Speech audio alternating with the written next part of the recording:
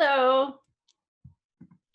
I'm having a little bit of audio problems. I don't hear anything happening. I didn't hear the introduction. I haven't heard it either. Sydney, did you open up the talk? Good to go. I can hear you perfectly. Okay, sorry, I didn't hear you. Neither did David. Sorry about that. You can go ahead and start. Okay, great. All right, so thank you, Sydney and David, for inviting me to moderate today's talk. Welcome, alum, and thank you so much for joining us during Johns Hopkins Alumni Weekend Goes Virtual for this Hop Talk about COVID-19's effects on recycling and waste with David Biderman. My name is Leanna Hauser. I am the Waste Reduction and Recycling Manager for JHU, based out of the Office of Sustainability and the Homewood Recycling Office. Along with the reunion and homecoming office, we are pleased to bring this session to you today. I will be the moderator and facilitate the Q&A session after the presentation. Feel free to submit your questions using the Q&A button on your screen throughout the session, and we will address them once the presentation is complete. I'd like to share a little bit about the Waste Reduction and Diversion program here at Hopkins. As a fellow alum, earning my MS in Environmental Science and Policy from the Zanville Krieger School of Arts and Sciences Advanced Academic Programs in 2007, I am proud of the progress Hopkins has made in all facets of sustainability, from our commitment to reduce greenhouse gas emissions by 51% by 2025, to the Live Near Your Work program, making it easier for staff and faculty to live close to Baltimore campuses, reducing vehicle miles, and making it possible to commute by foot or bike, to what we are here to talk about today, recycling. During the 2018-2019 academic year, the university achieved a 40% recycling rate, which is 5 percentage points higher than the national average. We accomplished this through faculty, staff, and student education to properly recycle, like at our School of Medicine, where researchers have been recycling pipette tip boxes since 2008, and on the Homewood campus, where 60% of our events, usually alumni on-campus events, are zero waste, meaning all guest waste was composted or recycled. Creative space design and furniture programs at the School of Public Health reduce waste from the start by using butcher block furniture in offices installed by our own facilities teams. And innovative partnerships with vendors to repair chairs rather than replace them. Similarly, the HopReuse Hub program on the Homewood campus encourages departments to purchase gently used furniture from our warehouse of desks, bookcases, chairs, and tables acquired from other departments who no longer need them. Our dining programs compost food scraps. Students living in residence halls can compost in their rooms, and RAs use only compostable plates and cups for their programming. Partnerships with our local office supply company allow departments to send in their K-cups for recycling, and all of our IT equipment is collected for refurbish and resale or recycled. Finally, Johns Hopkins has been recognized by the Maryland Department of the Environment and the National Recycling Coalition for our work and leadership in the field.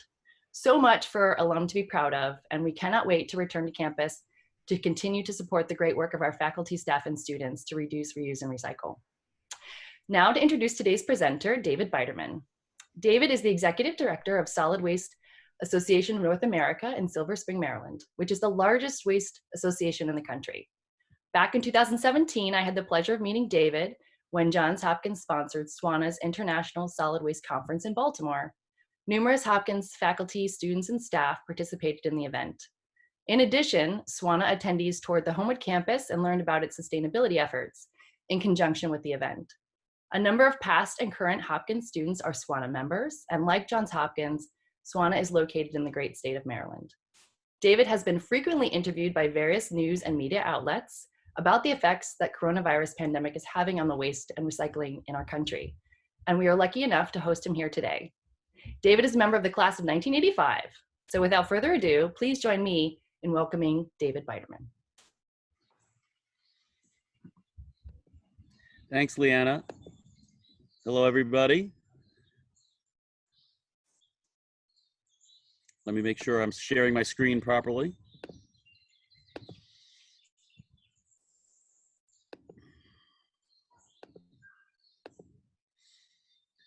So Leanna, thank you so much for that very kind introduction.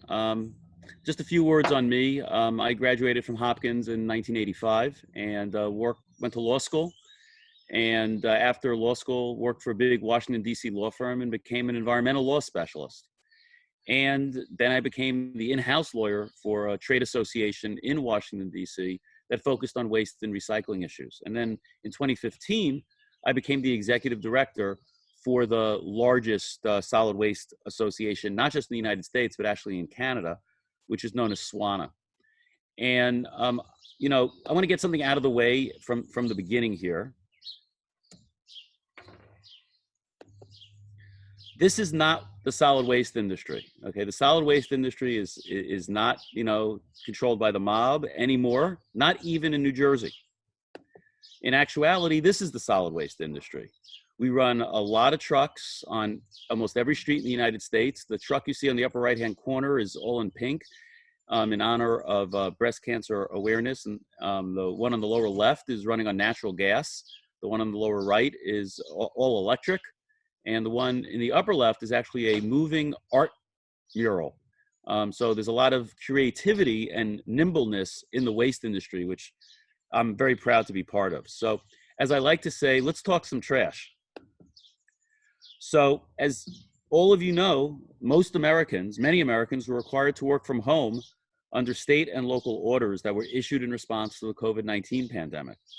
But you know who wasn't able to work from home? The people who pick up our trash and recycling. And the federal government in every single state identified the solid waste industry as being a critical essential workforce, like doctors, nurses, and others.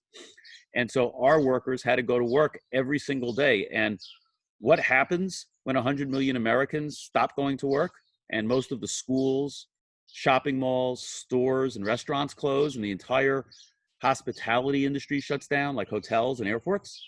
Well, you end up with lots of trash. It looks a lot like this. And residential waste in the United States has increased by up to 35% over the last 2 months because of COVID. So why did this happen? Well, if you think about it, there's three main reasons. Number one, we all started eating 3 meals a day at home.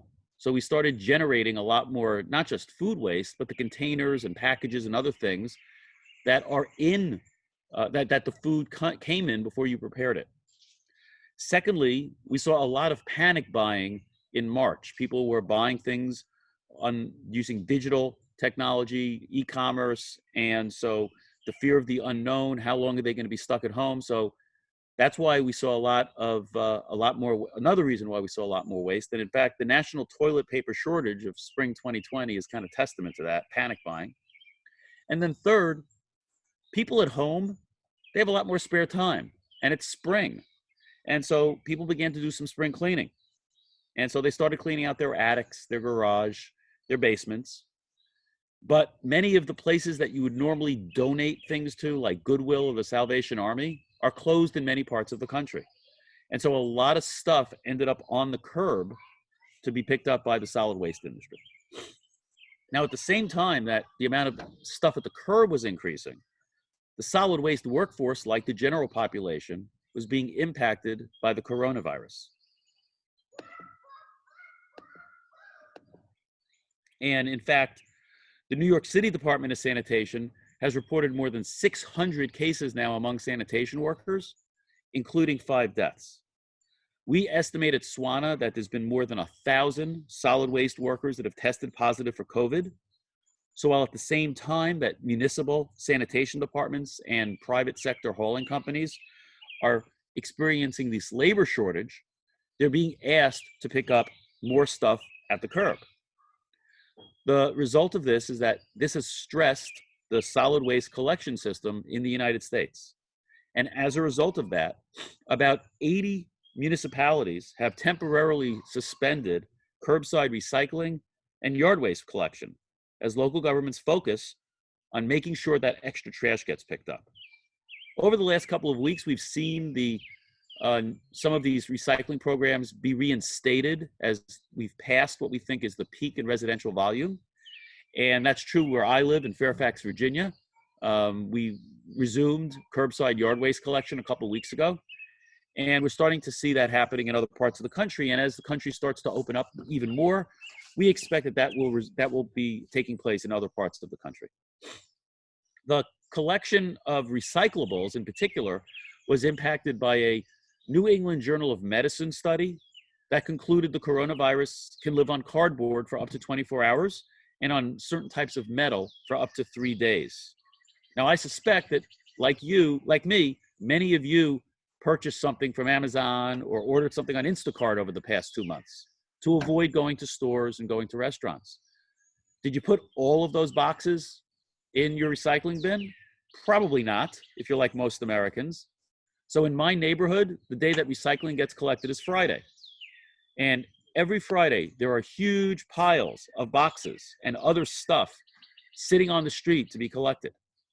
At some houses, you've got chairs and mattresses and just, stuff from the basement, which is all the product of spring cleaning.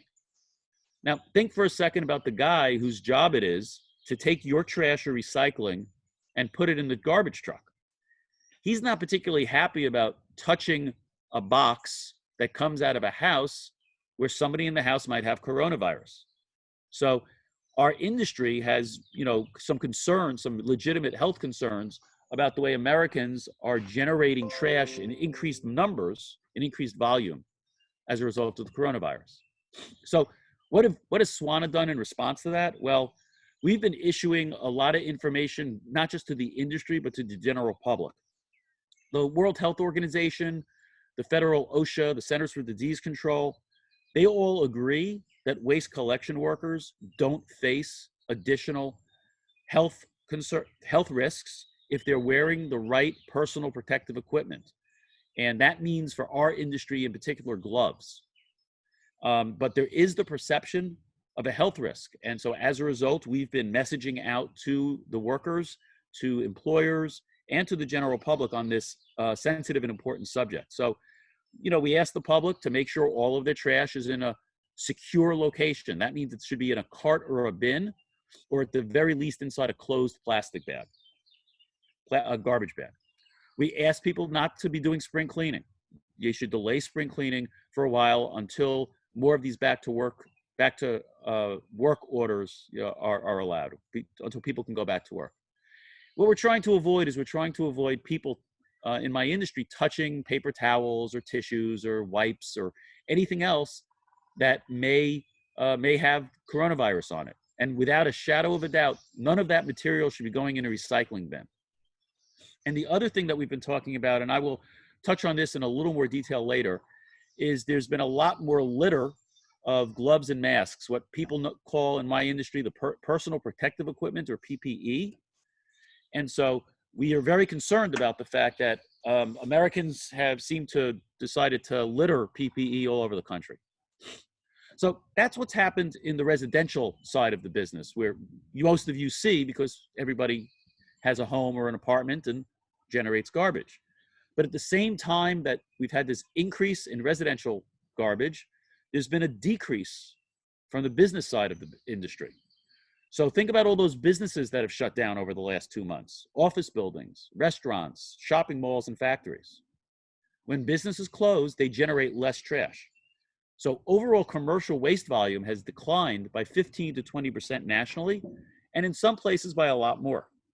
So for example, in New York City, the amount of commercial waste generated in Manhattan has gone down by as much as 50%.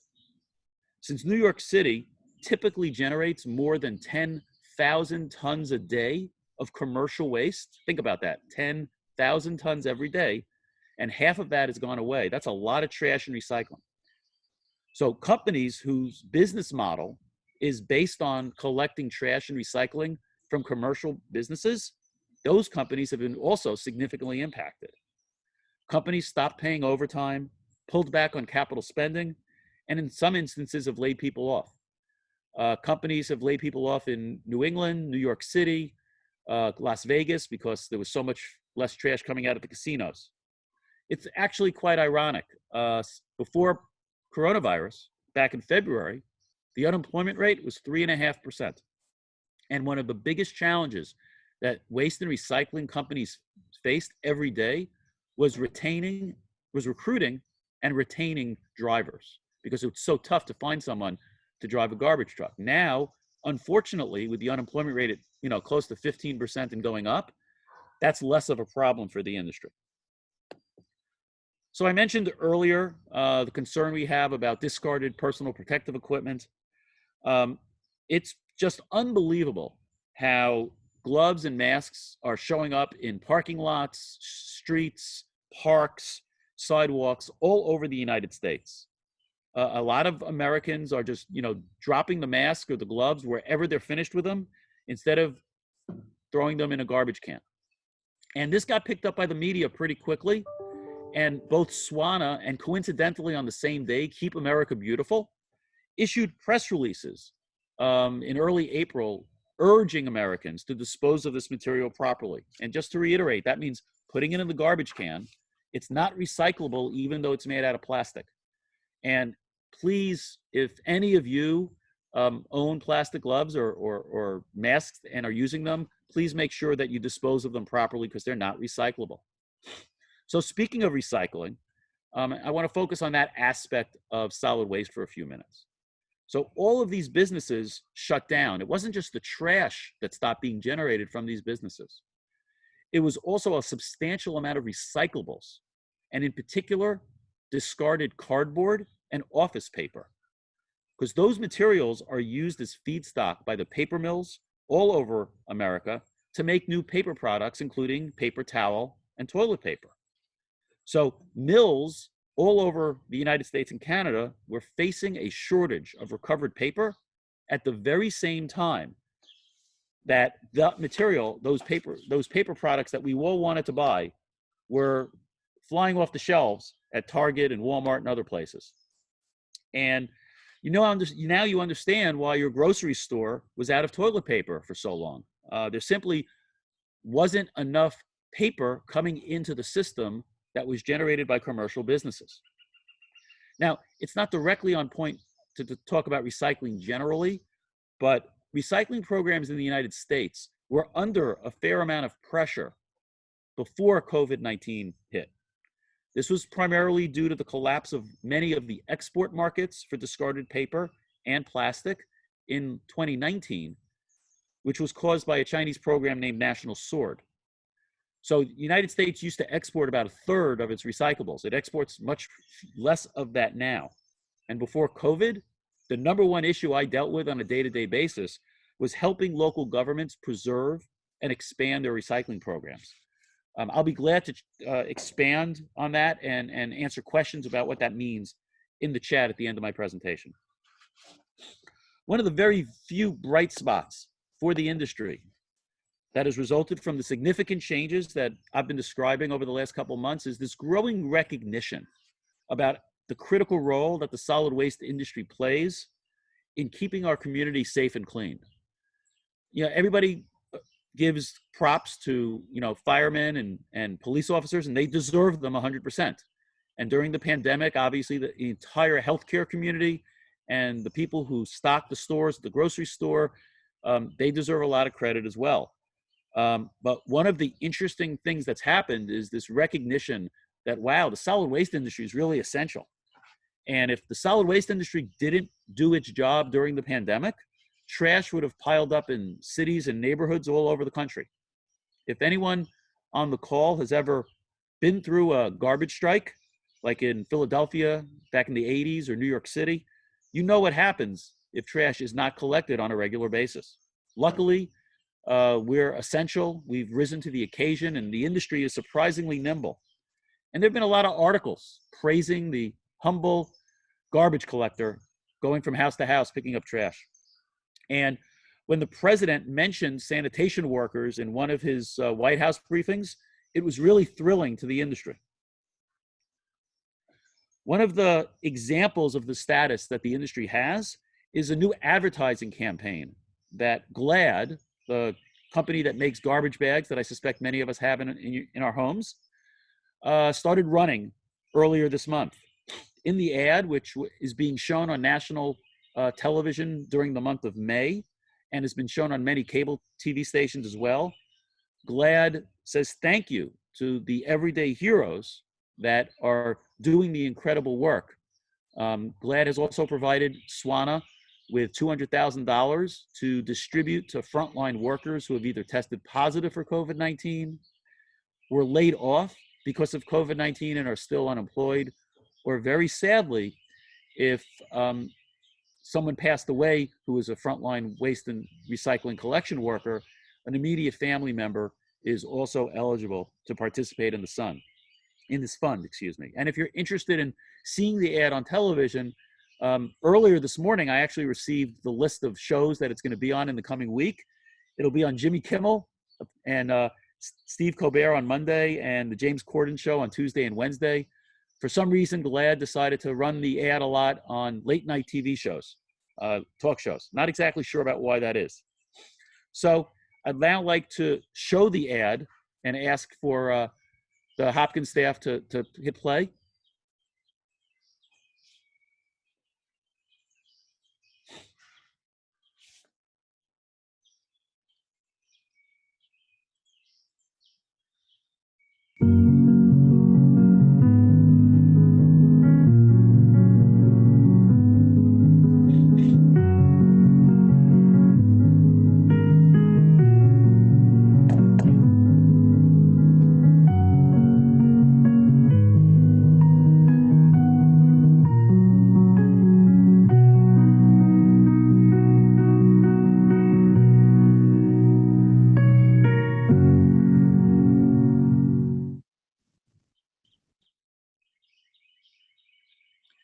Thanks. So it was it was a thrill to, have a national company like GLAAD, which is owned by Clorox, by the way, to approach us and say, hey, we want to partner with you to distribute money to the solid waste collection folks who have been impacted by COVID, and also to see our logo on an ad.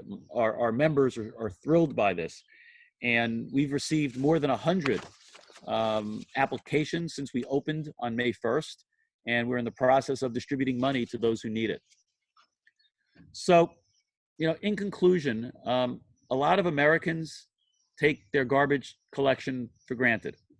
People put their trash and recycling out on the street, and usually when they're not home, a truck comes by every week and takes it away. Most of us pay $15 to $30 a week, $15 to $30 a month for this service, although some people don't pay directly for their trash collection. So for example, in New York City, where there's 8.5 million people, you don't pay specifically for trash collection. And compared to most utility services like water, gas, electric, cell phone, internet, it's really a great bargain. And it's something to keep in mind, particularly in this challenging time. So the coronavirus and the resulting economic downturn has substantially impacted all aspects of the waste management system in the United States, and in particular, the residential collection system, which so many of you see. Fortunately, the industry has responded and has adjusted to the ebbs and flows of trash and recycling as it changes in quantity as a result of COVID.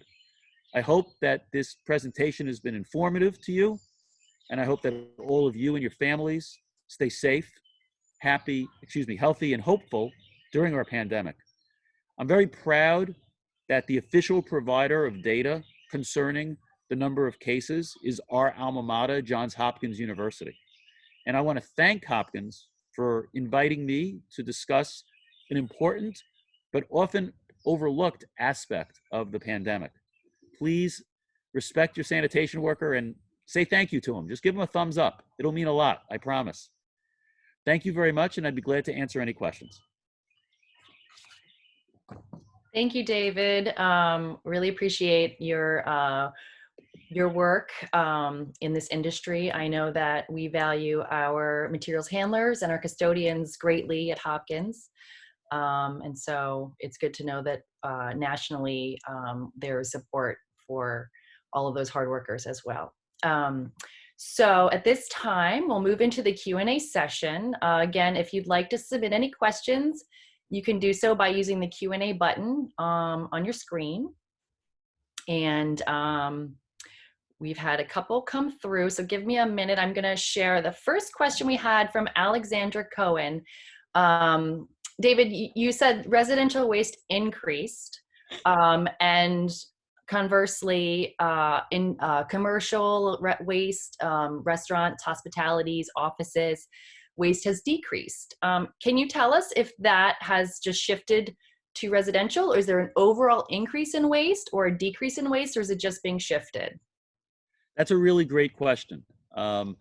We believe that there's been a net decrease in waste overall as a result of the economic downturn. So the amount of waste generated often tracks with the economy.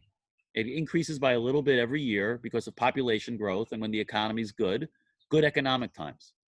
And what we've seen over the last 2 months is a decrease in the amount of waste going to disposal, to landfills, transfer stations, and other facilities. And so that's how we can tell that the net of the increase in residential and the decrease in commercial has been a net decrease. So overall, it's down a little bit. We expect it to normalize over the next few months. Well, that takes us into a great question from Gwen Harley. Not a dumb question at all. She says, sorry, but given that universities like Hopkins have such a high ratio in terms of recycling, is it generally better environmentally to have workers at home or in our offices? So that's also a great question. When you say environmentally, of course, that is more than just the waste impact. Is it better for the air to not have 100 million cars going to and from work every day? I think there's been some data and information that the air in many parts of the United States is cleaner than it usually is in the spring, and that's related to factories shutting down and less people on the road. From a waste perspective, though, it's better for there to be about 50% of the waste coming out of commercial establishments, businesses, and factories, and about 50% coming out of the residential side. And the reason for that is because the recycling that comes out of the business side of the industry is cleaner than what comes out of residents. So when cardboard is generated at Walmart, it's generated just together as cardboard, and then it's put in a bale of cardboard, and that's 100% cardboard. But when you put out your recycling at the curb, that cardboard that you got from Amazon or from some store is mixed in with cans and bottles and plastic, and often things that aren't recyclable, like Christmas lights or garden hoses, which people put in their recycling with incredible frequency. So from a waste perspective, it's better for people to be working, because that way the quality of the recyclable material that so many companies depend on to make new products is of a higher value. From a broader environmental perspective, probably is better for everybody to be at home, because that means factories aren't open, and that means people aren't using their vehicles. That's a really great point about the quality of material. I think one of the things that we try to do at Hopkins is really explain to people that recycling is a business. And while we feel good about it, and a lot of people wish cycle, it really cannot sustain unless we have high quality materials that are feeding new products. So I think that, thank you for making that distinction. Beth is asking about food waste for composting. And do we know about are there safety concerns with food that we may be contributing to our, either our backyard composting or to local collections for small farms? How long does COVID-19 stay active in a hospitable environment? And, should we have concerns about food waste composting during this time? So I have not heard any concerns from local governments or the U.S. Composting Council about coronavirus staying present in food waste or in compost. The U.S. Composting Council, which is a fellow nonprofit organization, would probably be the leading resource to check to see whether that's the case. There have been a couple of local governments that have stopped their curbside collection of composting. It wasn't for public health reasons. It was for the reason I said earlier regarding yard waste and recycling. They just felt that they were unable to keep up with the amount of garbage by having trucks go out to pick up a little bit of food waste here and there. So for example, New York City shut down its million home curbside composting program about 10 days ago. And hopefully it'll be resumed sometime soon. Great. I can add that, so we've been doing a lot of our programming virtually. We had a composting at home lunch and learn the other week. And just like all the other kinds of diseases, seeds, everything else that would be in your going into your compost pile, that compost, as the process is happening, it gets to a, if it's managed properly, it gets to a temperature of ideally up to about 140 degrees, and at that point, theoretically, any disease or virus would be killed. But it's best to take a lot of precautions on that front, especially if you're doing it in your backyard where you don't know if those temperatures are if it's getting to those temperatures. So, but I think more commercial scale composting is pretty safe, like at the county level. Katie Christian is asking, what can you tell us about helping communities continue moving away from single-use plastics while protecting health and safety, which I think is a great question. That is a great question. You want to answer it first, Leanna? So yeah, I think there has been a lot of concern, rightfully so, about one of the first signs that reusables might be a little bit of an issue with Starbucks. I think was one of the first coffee shops to not allow people to bring their reusable mugs into the stores, and so they switched to only disposables, so that the people that are working there and the customers weren't passing objects back and forth that could potentially be contaminated. So I think there are some instances where we might need to pause on reusables. I know there's also been a lot of talk about grocery stores and not bringing in your reusable bags. And I think that there are some ways that you can continue. And I personally have done this where you can, put your items back into your cart instead of putting them in, having the cashier bag them, and then take them out to your car where your reusable bags are, load them into the bag in your car. Or going to the store and just having the cashier put the thing back on the counter and you bag it yourself. So I think there are ways to continue to safely use reusables and move away from single-use plastics in terms of bags and things. I do think that there are still some concerns about, like, if we return to anywhere where we're getting grab-and-go food, or there's a potential for people to serve you, there's still some question about whether or not we should maintain grab and go only. I know that's happening right now on Hopkins campus where there are students still on campus. So I think, we'll just have to follow the science and listen to what they say. I think it is important to be cautious though.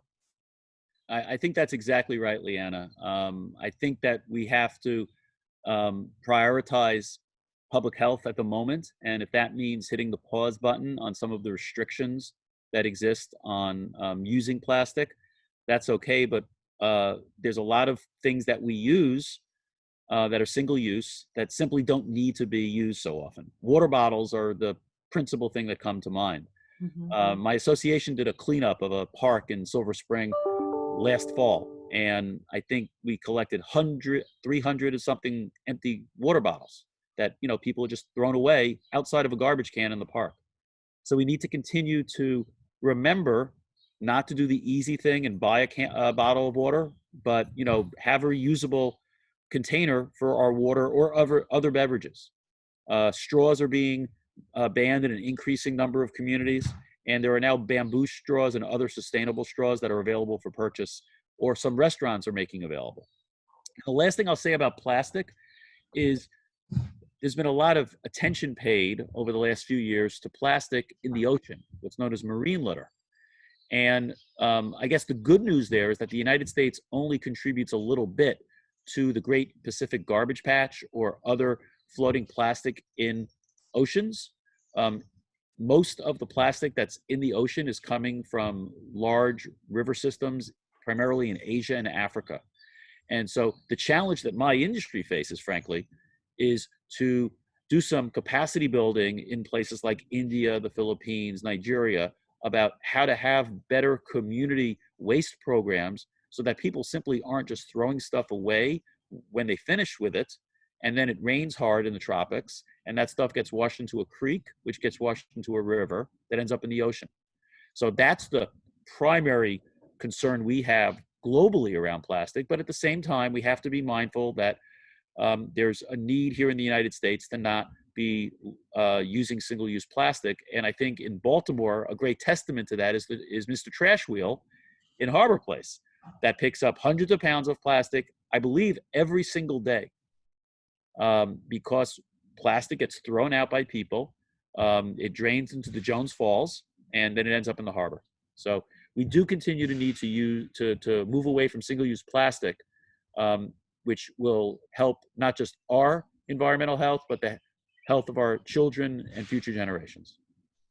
Yeah, if you want to follow on Instagram or Facebook a really funny, great social media, like, you know, and the Mr. Trash Wheel is really informative, but at the same time, very, very, very funny. There's a lot of great work that they're doing. The Baltimore, I think it's the Baltimore Waterfront Partnership that runs Mr. Trash Wheel. So, so Alice, and I apologize if I mispronounce your last name, Horsch, has a question related to the issue of litter. Many organizations, businesses, and individuals have taken responsibility for trash cleanup in their neighborhoods. What precautions should they take when encountering gloves and masks? And I have run in, you know, we walk through the Patterson Park all the time, bike with my son, walk along the streets, and we have a tendency to just pick up litter as we go. And it's been really a challenge to tell them to not, like, don't pick that up, you know, like we can't do that right now. But are there ways that people can do litter cleanups in a way that's going to maintain their safety? Oh, I think you're muted. I'm sorry. Litter cleanup is challenging right now for civilians to be doing. You have to wear personal protective equipment when you're doing that. You have to wear heavy-duty gloves, and the tendency is to feel protected when you're doing that because you're wearing the glove. But then maybe you touch your leg or some other body part with the glove and bring the contamination home with you. I don't want to ever say to somebody not to do litter cleanup, but it is something that needs to be done very thoughtfully right now. I think people should be wearing masks when they do it. Although the virus, I'm not a doctor. I'm one of the very few Hopkins grads who's not a doctor. Me neither. Doesn't aerialize, you know, particularly well from a piece of paper or a piece of plastic. But I do think that you want to avoid direct contact with it to the extent that you can. And so if there's a stick or something that you can use to pick up the trash and then place it in a bag, that would be preferable to simply picking it up with your hands. Mm-hmm. But I do think that if you're wearing gloves and are very fastidious about not touching anything with your gloves, you should be okay. But I'm not a doctor, so don't take that as medical advice, please. Yeah. Got a lot of great questions coming in. I do apologize if I don't get to all of them. This is a great question, and I think that this will vary based on where you live. Where does solid waste go after it disappears from in front of my house? That's a great, whoever asked that question should get some sort of prize. That's great. It's Dan. He doesn't have a last name listed, but it's Dan. Thank you, Dan. Thanks, Dan. So solid waste, the non-recyclable part of the solid waste, goes to three places. It goes to either a landfill, it goes to a waste to energy facility, like in Baltimore, or it goes to a transfer station. That's an intermediate point where a lot of garbage trucks will bring their waste, dump the waste in the transfer station, and then that waste is then loaded onto bigger trucks or railroad cars and transported to a landfill. And so most American cities had dump sites locally where garbage was disposed of into the 1970s. So for example, in New York City, there was a big landfill on Staten Island known as Fresh Kills. Fresh Kills was the very last landfill in New York City to close, and it closed in early 2000, in around 1999, and then reopened briefly after 9/11 to take some debris that had been generated in Lower Manhattan. But most of the garbage goes to landfills. A small percentage of it goes to waste to energy facilities. The recyclable material that you put out separately goes to recycling facilities. There are 900 recycling facilities in the United States that take all of the stuff that we put in the recycling container. So the paper, the plastic, the cardboard, the glass, and through a series of conveyor belts and magnets and optical sorters, and increasingly using robots and AI, artificial intelligence, those facilities generate commodity grade paper, plastic, and metal that then gets sold to companies that are then using that as feedstock. And so that's how we recycle about 35% of the material that we generate in the United States, according to the United States Environmental Protection Agency. I recommend Googling MRF, Material Recovery Facility, on YouTube, and you will find some really cool videos and various ways that your recycling is sorted, and then also see a lot of the contamination that goes in, particularly with the stretch film plastics, like grocery bags and things that tangle up inside those facilities. So I recommend, it's a fun little 5-minute watch. So speaking of feedstock, is all toilet paper made from recycled paper? Not all toilet paper is made from recycled paper, but the majority of toilet paper is made from recycled paper. So when paper is recycled, there's a certain number of threads. Let me back up. There's a certain number of threads in paper. So cardboard is heavier. And so it can be recycled back into other cardboard or downcycled into paper towels or other paper products. The end of the line for paper is actually toilet paper because it's the thinnest material.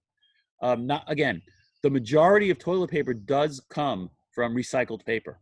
And because of that, when the commercial businesses in the United States shut down, many toilet paper manufacturers lost access to the feedstock that they relied on to make toilet paper that they send to grocery stores and Amazon and elsewhere, which is why you saw toilet paper be a rarity in stores for so long.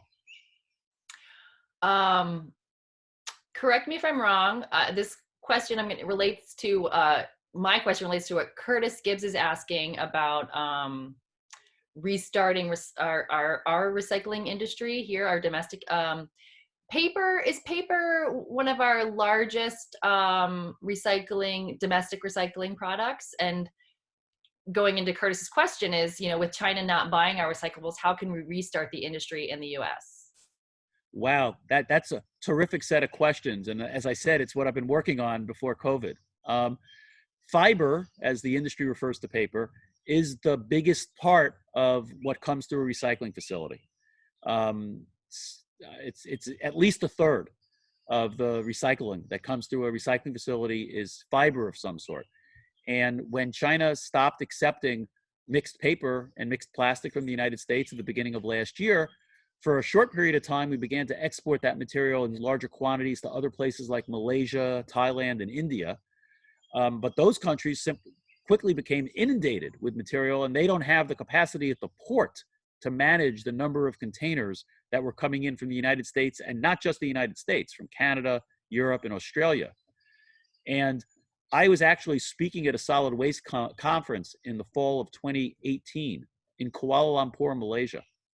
And the morning of the conference, somebody from the embassy came to the conference and summoned me to the embassy to meet with the ambassador, the US ambassador to Malaysia, to explain to her what the hell was going on with recycling, because they were getting complaints from the Malaysians every day about these containers showing up in their port of US sourced material. And it really highlighted for me how we're all connected globally through this environmental supply chain. And China's decision not only impacted US domestic programs, it affected the environment in other Asian countries.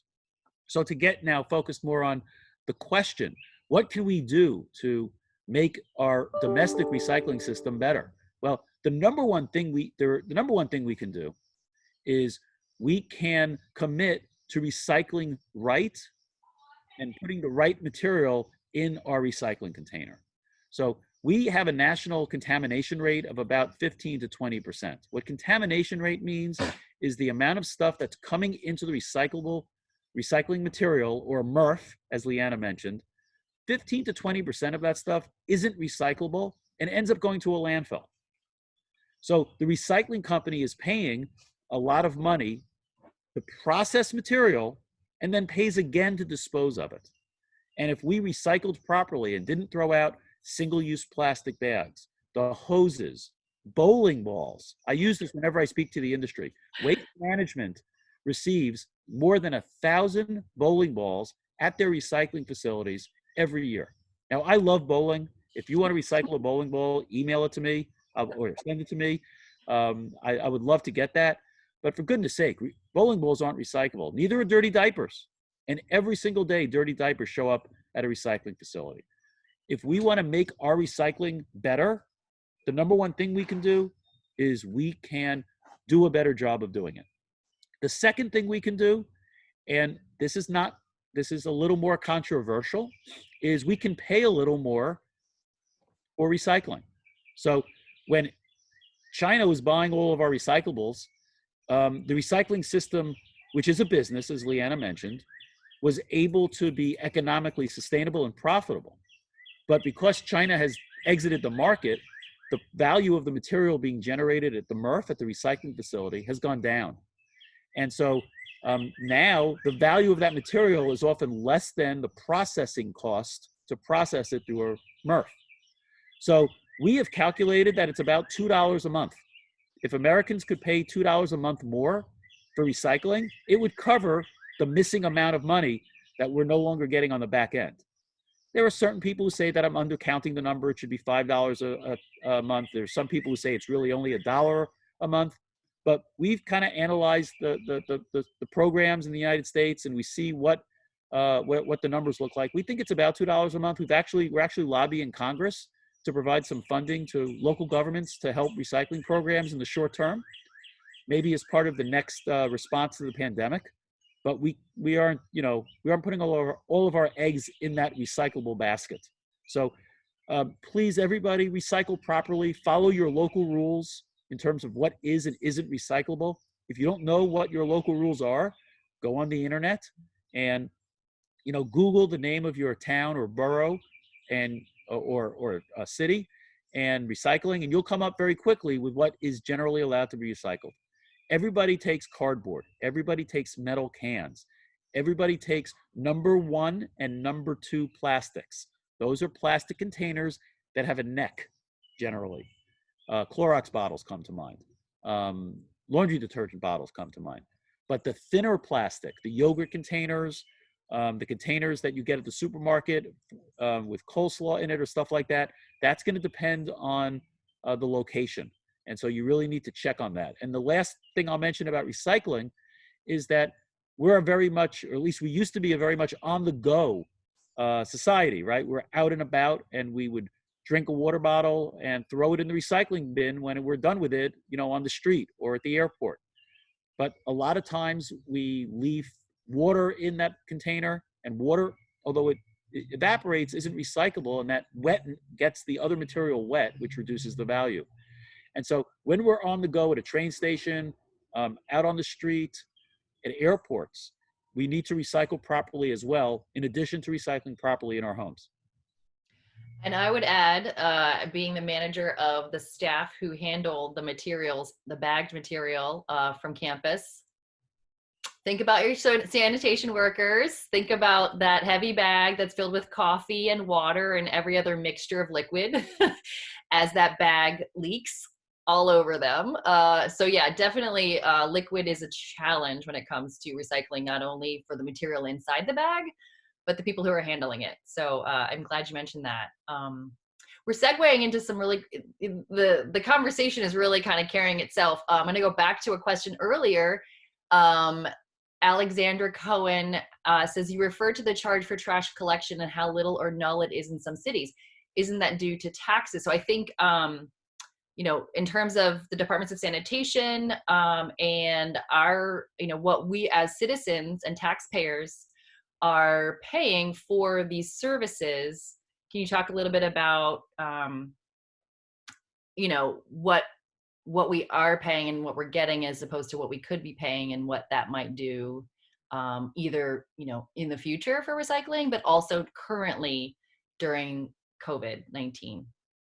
So that's a great observation, that in many cities, you pay for your waste services indirectly through your taxes. And it's not that that's a good or a bad thing, but what that does is that disconnects any economic incentive you might have to generate less garbage. We turn off lights in our house. I taught my 3 kids to turn off the light when they leave a room. Why? 2 reasons. It saves energy, but it also saves money. We don't do that in many cities when it comes to garbage. And so we generate more garbage because, well, the amount that gets picked up, it might be larger, but I'm paying the same amount anyway. And by the way, I don't see a bill for it every quarter, so I don't really know what I'm paying. Most people in big cities don't know what they're paying for their garbage. We've seen a rise in what's called pay as you throw. Pay as you throw is a program that's very popular in parts of New England and the upper Midwest, where you buy your container, your bag, from the city or at a local store for a certain amount of money, and that's the only way you're allowed to dispose of waste, is using that type of bag. So that creates an economic incentive for some people to produce less waste because they want to pay less to generate garbage. There are cities who are looking at increasing the amount that they charge to residents for waste collection. And some cities have already done this. Portland, Oregon went out and increased the amount that it's charging its residents by about $2.80 a couple of years ago in response to the China National Sword Program restricting imports. Because Portland, Oregon calculated that in Portland, that was the cost that needed, the additional expense it was incurring that needed to be covered. Phoenix, Arizona, in earlier this year, I think, or perhaps December of last year, added $5.25 to its monthly garbage collection fee, which was partially to cover recycling and partially to make up for the fact that they had not increased the cost of garbage collection for about 10 years. And as you might imagine, as with many other things, the cost of picking up the garbage increases year to year. The salary for the worker. A garbage truck costs $250,000, and that's the base model. A fancy garbage truck costs $350,000. A lot of the reason for that increased cost is increased emissions restrictions through regulation by EPA, which is great because it means the air is cleaner. 30, 40 years ago, garbage trucks emitted diesel exhaust, which is bad for people. Nobody wants to breathe diesel exhaust in their neighborhood. But now we run cleaner trucks, but they cost more. And because they cost more, we need to charge more for collecting the garbage. We're still working towards coming up with what the right amount is to charge, and it differs by geography, because what you pay in New York City to what you pay a sanitation worker in a big city is going to be different from what you pay in a rural part of the Midwest or the South. But increasing those amounts are important. Thank you. Yeah, I do think that, if you just saw, line items, what your taxes go to, I think we might all appreciate that money a little bit more and maybe try to have some say in what gets more money and what gets less money. But I think it is, when it just goes away, when the trash goes away and when your money goes away, when you pay taxes, it leaves a lot to be asked. So thank you. I'm going to answer Kate's question about, is Hopkins using compostable containers instead of plastic in grab and go? I have managed the Homewood recycling operations.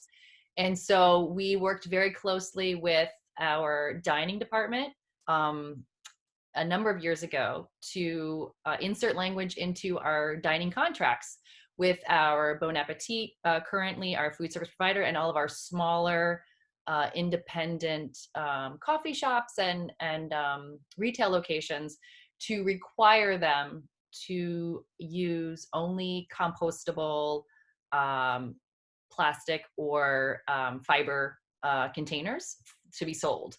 So on the Homewood campus, it's nice and easy to give instructions and do signage to say, if you bought it on the Homewood campus, it is absolutely compostable.